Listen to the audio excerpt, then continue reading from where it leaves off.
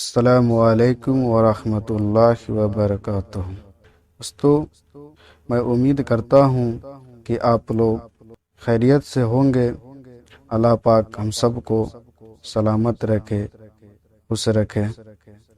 آپ لوگ کو خدمت میں پھر سے ایک چھوٹا سا حدیث لے کر حاضر ہوا ہوں۔ اس کو سنیں اور اس کو اپنے دوستوں کے ساتھ آگے تک شیئر کیجیے۔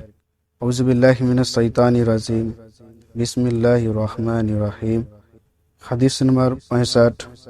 عبداللہ بن عمر رضی اللہ عنہ سے روایت ہے کہ انہوں نے کہا کہ ہم رسول اللہ صلی اللہ علیہ وسلم کے پاس بیٹھے ہوئے تھے کہ آپ کے پاس کھجور کا گدا لایا گیا۔ آپ نے فرمایا، پیڑوں میں سے ایک پیڑ ہے جس کے پتے نہیں جھڑتے اور وہ مسلمان کی طرح ہے۔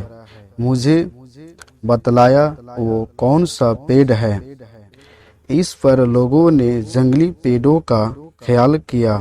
عبداللہ بن عمر رضی اللہ عنہ نے کہا، میرے دل میں آیا کہ وہ کھجور کا پیڑ ہے، لیکن بزرگوں سے مجھے شرم آئی۔ آخر صحابہ کرام رضی اللہ عنہ نے کہا، آپ ہی بتا دیجئے وہ کون سا پیڑ ہے۔ آپ نے فرمایا، وہ کھجور کا پیڑ ہے۔ فائدے: معلوم ہوا کہ دین سمجھنے اور علم حاصل کرنے میں شرم نہیں کرنی چاہیے۔ نیز یہ بھی معلوم ہوا کہ بڑوں کا ادب کرتے ہوئے انہیں بات کرنے کا پہلے موقع دیا جائے۔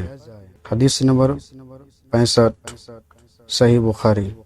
السلام علیکم ورحمۃ اللہ وبرکاتہ۔